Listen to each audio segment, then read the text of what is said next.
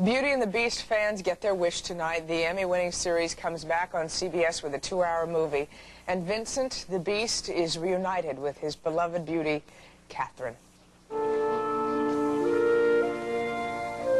How are you feeling? I'm not sure. Try to tell me. Like a stranger. What seems unfamiliar? Many things. Many things I can't. I don't remember. Do you feel like a stranger with me?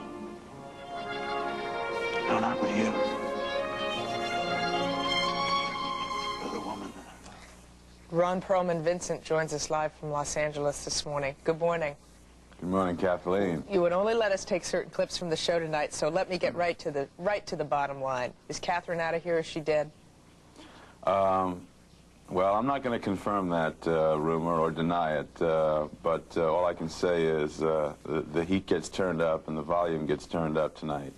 The two lovers are placed in the most extraordinary situation that they've ever been in before, and the results are quite dramatic. Well, you have a villain entering the picture, and is also Catherine pregnant tonight? When we rejoin the series tonight, are we going to pick it up from where you left us off last season?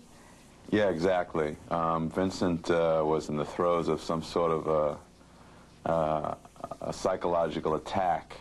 The bestial side of him was trying to overpower the rational side of him, and he's gone off to spare his world from his potential for violence.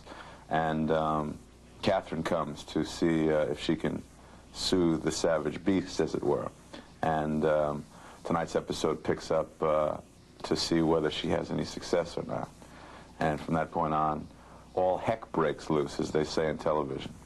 Now, there's a 2-hour movie tonight, and then you're going to pick up the season, I guess, with a 1 hour on Wednesday night. Is that correct?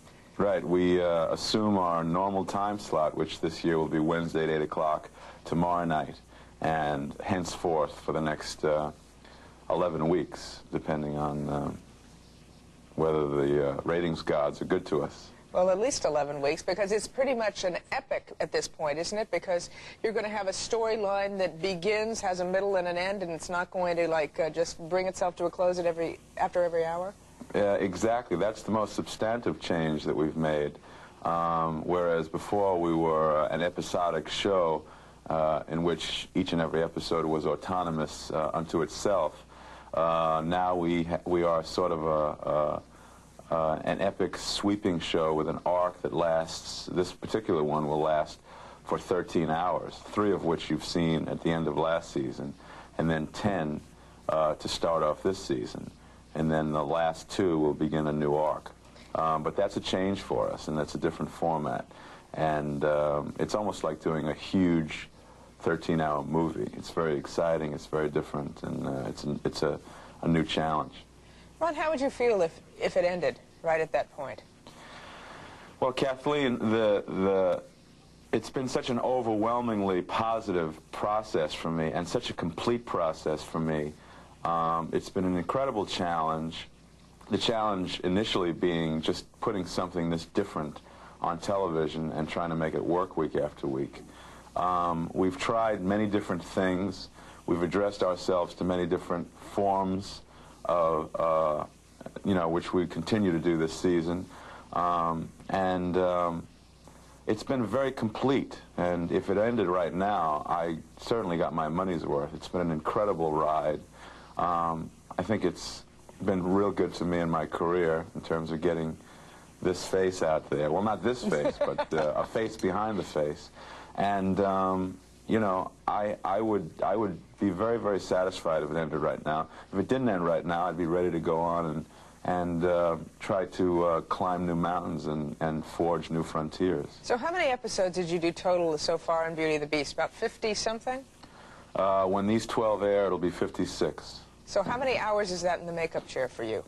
56 times 4, and then that's not including hand makeup, which we do every couple of weeks or every week or so. It's more than a couple.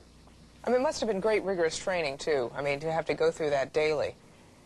Well, for me, it's like meditation. I mean, it was 4 hours every day of being forced to sit in one place and to think, or, you know, whatever it was that I did for those 4 hours. But it was my time, and I used it very, very judiciously when I could.